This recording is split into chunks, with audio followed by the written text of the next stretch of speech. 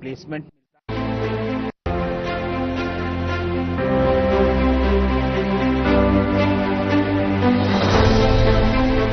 सच्ची सहेली महिलाओं के लिए सबसे भरोसेमंद औषधि एवं टॉनिक।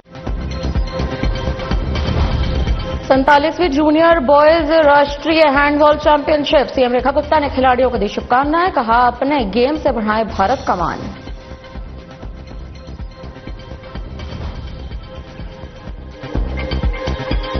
विधानसभा में बोली CM Rekha Gupta, mission mode में काम कर रही है हमारी सरकार। साथ ही सीएम रेखा गुप्ता ने कई मुद्दों पर रखी अपनी बात।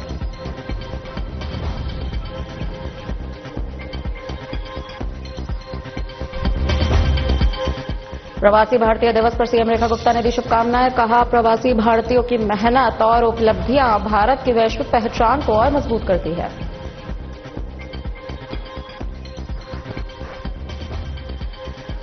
दिल्ली के प्रेमनगर इलाके में दो दुकानदारों की आपस में नोकझोंक। वीडियो सोशल मीडिया पर हो रहा वायरल। शिकायत के आधार पर कार्रवाई में जुटी पुलिस।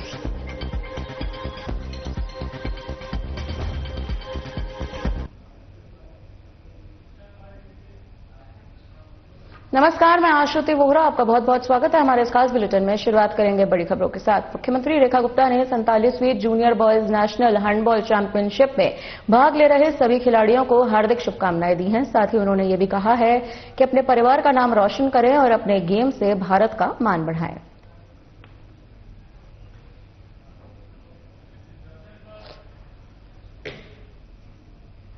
दिल्ली के मुख्यमंत्री रेखा गुप्ता ने सदन में कहा कि पहले दिन से हमारी सरकार मिशन मोड में काम कर रही है। प्रदूषण नियंत्रण के खिलाफ के लिए शॉर्ट टर्म, मिड टर्म और लॉन्ग टर्म तीनों स्तरों पर एक साथ योजनाबद्ध ढंग से यहां पर काम किया जा रहा है।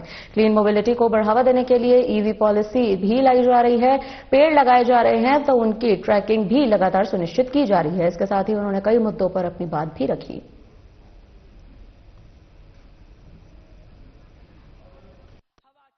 ये प्रदूषण जो है हमें जल, जमीन, वायु हर एक पे, तीनों पे काम करते हुए ही हम पूरा का पूरा पर्यावरण जो है वो बेहतर कर पाएगा, क्योंकि सब चीजें जुड़ी हुई है।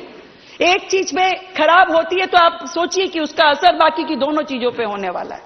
आपका जल खराब है तो आपकी वायु, आपकी जमीन खराब हो जाएगी।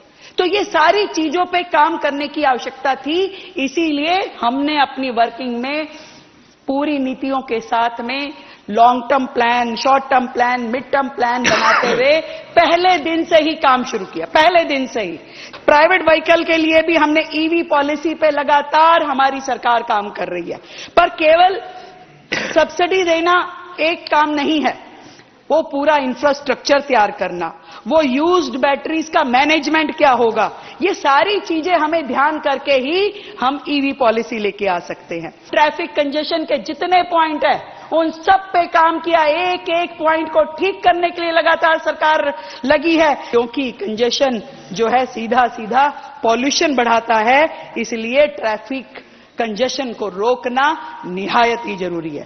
पहली बार हमारी सरकार आने के बाद दिल्ली में पहला बायोगैस प्लांट हमने नंगली सकरावती में लगाया है, 200 टीपीडी का।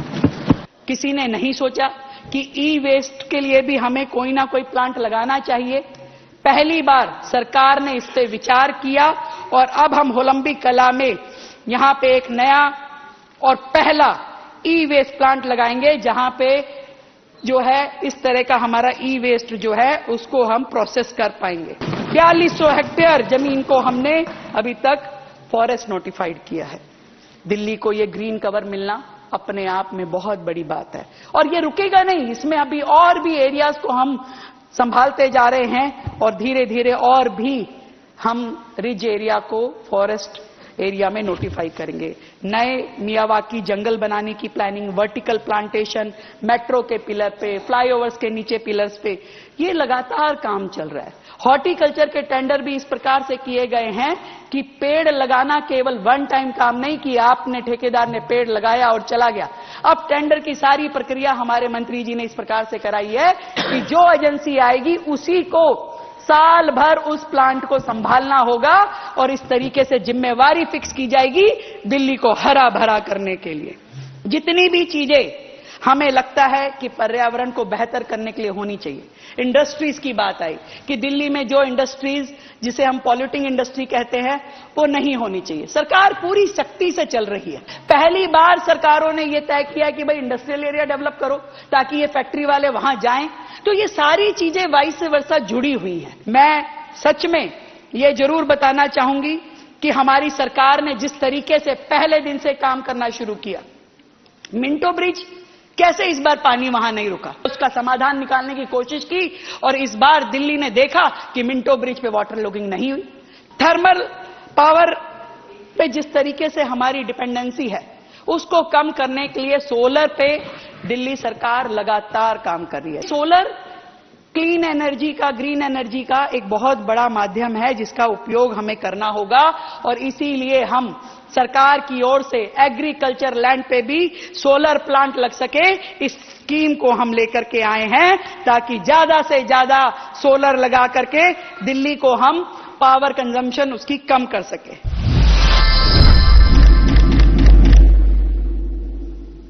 दिल्ली की हवा साफ करना हमारी कमिटमेंट है, हमारा संकल्प है कि हम दिल्ली वासियों को बेहतर हवा दें। पर इस बात में भी कोई दो राय नहीं है कि पिछली सरकारों ने पर्यावरण को समग्रता से देखा ही नहीं। धूल और धुआं दो कारक है इस पर्यावरण को खराब करने के लिए, धूल और धुआं। जहां तक बात है धुएं की, 9 मीटर की ईवी देवी बसेस चालू करी हमने, ई ऑटो, ईवी टैक्सीज और शेयर्ड टैक्सी, ये सारे काम हमारी प्लानिंग में है लगातार, जिस पे सरकार काम कर रही है। दिल्ली में 1.5 करोड़ व्हीकल सड़कों पे दौड़ रहे हैं, उसमें से कमर्शियल व्हीकल।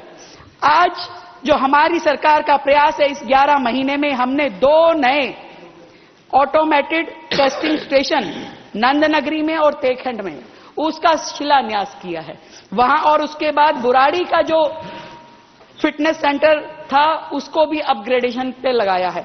इन तीनों सेंटर्स के माध्यम से हमारा टारगेट है कि 2.5 लाख कमर्शियल व्हीकल्स उनकी ऑटोमेटेड टेस्टिंग हो पाएगी ताकि एमिशन फ्री होकर के वो दिल्ली की सड़कों पे चल पाएं, जो कि पिछली सरकार के कार्यकाल में बिल्कुल जीरो था।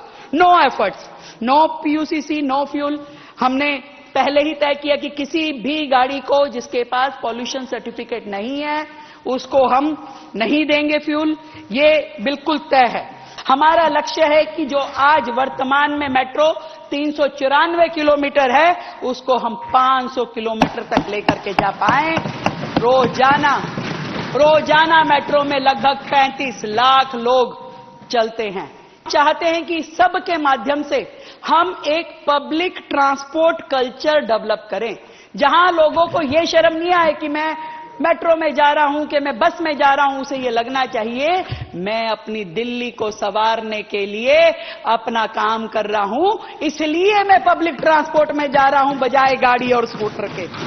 दिल्ली में धूल कम हो इसलिए हमने 2300 करोड़ रुपए का 2300 करोड़ रुपए की सहायता राशि एमसीडी को दी और इसके अलावा भी कूड़ा उठाने के लिए 500 करोड़, इसके अलावा 175 करोड़ और हर साल 300 करोड़ ये लगातार हम दिल्ली नगर निगम को दे रहे हैं ताकि नगर निगम अपना काम ठीक से कर सके, उन्हें फंड की दिक्कत नहीं आनी चाहिए। हमने पीडब्ल्यूडी में भी अलग से मशीनें मंगाने की पूरी योजना की है, उसके टेंडर लगाए हैं जिसमें एमआरएस मशीनें, water sprinkler, anti smoke guns, ये सारी की सारी और टेम्पूज जो सॉलिड वेस्ट डिस्पोजल के लिए जरूरत पड़ेगी, ये एडिशनल मशीनरी हमने दिल्ली की पीडब्ल्यूडी सड़कों के लिए ली है। डस्ट फ्री रोड, गड्ढा फ्री रोड, इन सब पे हम काम कर रहे हैं क्योंकि smooth road, less dust, less congestion, less pollution, ये सारा का सारा इस सारे चीजों को लगातार दिल्ली सरकार काम कर रही है। ये सब जुड़ा हुआ है। पर्यावरण को बेहतर करना है तो हर दिशा में काम करना होगा और पूरे तरीके से उसको देखना पड़ेगा। जब तक पूरी की पूरी दिल्ली, जब तक पूरी की पूरी दिल्ली का हर नागरिक ये नहीं समझ लेगा कि ये पर्यावरण मेरी जिम्मेदारी है, मेरी दिल्ली मेरी जिम्मेदारी है, तब तक प्रदूषण पे समाधान नहीं निकलेगा। कि किश्ती चलाने वालों ने जब हार के दी पतवार हमें, लहर लहर तूफान मिले और मौज मौज मझधार हमें, लहर लहर तूफान मिले और मौज मौज मझधार हमें, फिर भी दिखाया है हमने और फिर भी दिखा देंगे सबको, इन हालातों में भी आता है दरिया पार करना हमें, दरिया पार करना हमें। मैं जब इस गीत को बहुत ध्यान से इसके भावार्थ पढ़ रही थी तो मैंने पढ़ा कि इसमें भारत माता के लिए जो कहा गया कि अपने 10 के 10 हाथों में 10 शस्त्र धारण करने वाली शत्रु संहारनी दुर्गा मां आप ही हैं, आप कमल पुष्पों से भरे सरोवर में विहार करने वाली लक्ष्मी मां आप ही हैं, विद्यादायिनी सरस्वती आप ही हैं और हम सब आपको प्रणाम करते हैं। ये शब्द जो भारत माता के लिए कहे गए। ऐश्वर्यदायिनी, पुण्यप्रद तथा पावन पवित्र जल प्रवाह से, अमृतमय फलों से समृद्ध माता, आपकी महानता अतुलनीय है, कोई सीमा नहीं है। हे माता, हे जननी, हम तुम्हें प्रणाम करते हैं। और मैं सच में इस विश्वास के साथ ये कह सकती हूं कि दुनिया भर में नारी अधिकारों की बात करने वाले लोग ऐसी पंक्तियां कहीं पे भी नारी के सम्मान में किसी और पुस्तक में दिखा नहीं सकते, जहां नारी को शक्ति, सृजन और समृद्धि का प्रतीक इतने सुंदर रूप में एक साथ बताया गया। अध्यक्ष महोदय, वंदे मातरम राजनीति से ऊपर राष्ट्र नीति का प्रतीक है। इसका एक एक शब्द जो इस गीत का है वो केवल और केवल भारत माता का गुणगान कर रहा है। भारत की नदियां, पहाड़, खेतों का वर्णन करते हैं, देश की समृद्धि का उद्घोष करते हैं और भारत की भूमि ना केवल अन्न उगाती है बल्कि संस्कार पैदा करती है, केवल फसल नहीं देती, संस्कृति देती है। सप्तकोटि कंठ कल कल निनाद करा ले, ये पंक्ति करोड़ों भारतीयों की सामूहिक आवाज है, करोड़ों भारतीयों की भारत माता का जय घोष है। के बाले मां तुम्ही अबले, ये गीत स्वयं से पूछता है कि इतनी शक्तिशाली मां को कमजोर कौन कह सकता है? हाँ, वो कह सकते हैं जो इस देश से प्यार नहीं करते। और भारत केवल राजनीतिक सत्ता नहीं है, बिल्कुल नहीं है, कतई नहीं है, एक सभ्यता है, एक जीवन दर्शन है। सत्ता बदलती है, सरकारें आती जाती हैं, लेकिन राष्ट्र स्थायी है और स्थायी रहेगा। कि भरा नहीं जो भावों से, बहती जिसमें रसधार नहीं, हृदय नहीं वो पत्थर है जिसमें स्वदेश का वंदे वंदे वंदे भारत माता की।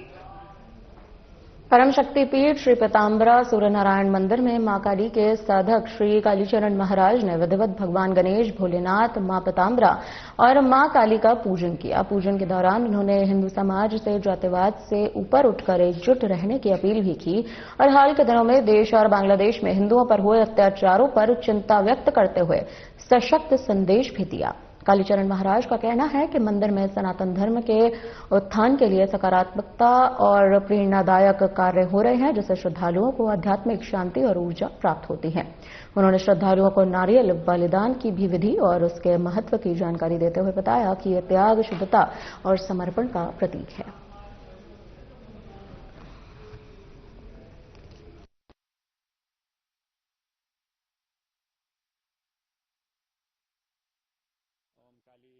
सभी हिंदू धर्म प्रेमी भाइयों बहनों को मेरा हृदयपूर्वक ओम काली। आदरणीय श्री आदेश त्यागी जी और रॉबिन शर्मा जी, इनके द्वारा इस मंदिर में आने का सौभाग्य प्राप्त हुआ है। बहुत डिवाइन एनर्जी है, बहुत शक्तिशाली एनर्जी है। श्री पीताम्बरा सूर्य नारायण मंदिर आदरणीय रॉबिन शर्मा जी के द्वारा स्थापित है और यहाँ पर अद्भुत रीति से कार्य चल रहा है। सनातन धर्म के उत्थान के लिए निरंतर प्रयत्न हो रहा है। हिंदू ही तो खतरे में है, और कौन खतरे में है? हिंदू ही खतरे में है, क्योंकि हिंदू निठल्ला हो चुका है सड़े हुए जातीयवाद में। हिंदुओं को जातिवाद करने के लिए बोलो मैं ब्राह्मण हूं, मैं क्षत्रिय हूं, मैं ठाकुर हूं, मैं दलित हूं, मैं बनिया हूं, मैं जाट हूं, मैं गुर्जर हूं, मैं तेली हूं, मैं रंगारी हूं, मैं ढिकलाना हूं, फलाना हूं, लेकिन मैं हिंदू नहीं हूं। तो ये सड़ी हुई जो मानसिक स्थिति है, ये हिंदुओं के लिए घातक है।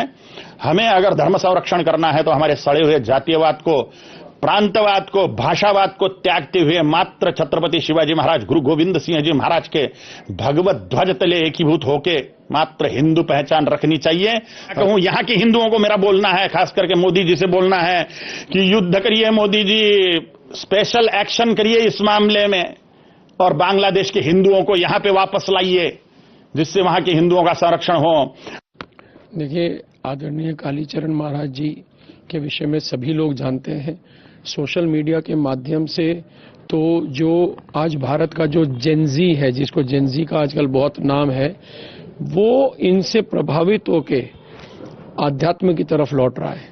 जिस प्रकार से महाराज जी ने शिव तांडव स्तोत्र, माँ काली का स्तोत्र के साथ में जो इनके वीडियोज हैं, पूरे YouTube पे, फेसबुक पे, इंस्टा पे रील्स बन के वायरल होते हैं, वो देख के बहुत सारे युवा, सैकड़ों की संख्या में, हजारों की संख्या में युवा भारत के प्रत्येक कोने कोने से निकल के आता है और मंदिर की तरफ जाके इन्हीं के प्रकार से, जैसे ये इनके स्तोत्र हैं शिव तांडव वाले या माँ काली जी की स्तुति जो है, उसको देख के करने का प्रयास करता है। ये बहुत बड़ा चमत्कार है। हमारे मित्र हैं आदेश त्यागी जी, उन्होंने फिर महाराज जी से बात की और महाराज जी ने जैसे सुना कि श्री पीताम्बरा सूर्य नारायण मंदिर है यहाँ पे, तो वो स्वयं यहाँ पर आने के लिए तैयार हुए।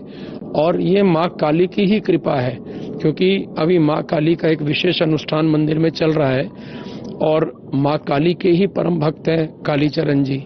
इनका आना यहाँ पे मैं ऐसे मानता हूँ कि माँ काली की इच्छा थी। दिल्ली के प्रेमनगर थाना इलाके में एक दुकानदार द्वारा दूसरे दुकानदार को समझाना महंगा पड़ गया। दुकान के बाहर सड़क पर बकरे का मांस पका रहा था, जिससे सामने के दुकानदार ने आपत्ति जताई तो अब शब्दों का इस्तेमाल कर धमकी दी गई। मोबाइल दुकानदार ने इसका एक वीडियो बना दिया। आपको बता दें कि मोबाइल से ये वीडियो बनाकर सोशल मीडिया पर वायरल किया गया है और साथ ही दुकानदार ने इस संबंध में पुलिस को शिकायत दे दी है। इस घटना का एक सीसीटीवी फुटेज सामने आया है। पुलिस ने शिकायत के आधार पर कार्रवाई भी शुरू कर दी है। साथ ही क्षेत्र में सांप्रदायिक सौहार्द को देखते हुए पुलिस पेट्रोलिंग भी बढ़ा दी गई है।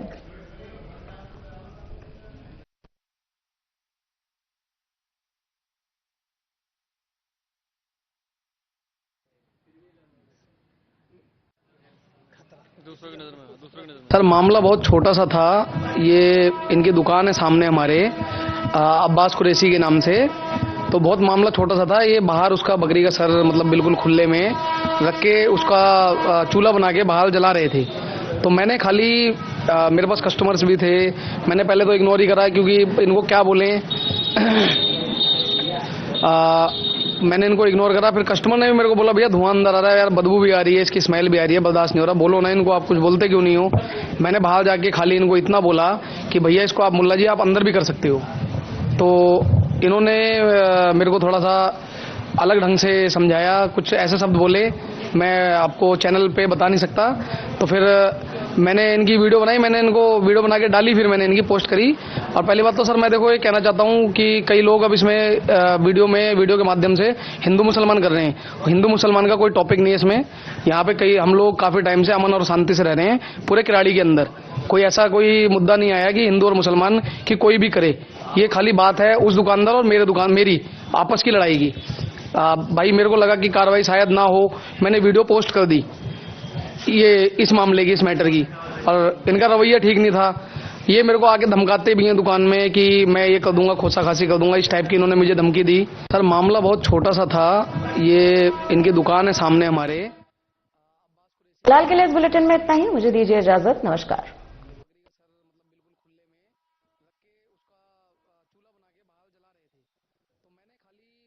मेरे पास कस्टमर्स भी थे, मैंने पहले तो इग्नोर ही करा, क्योंकि इनको क्या बोले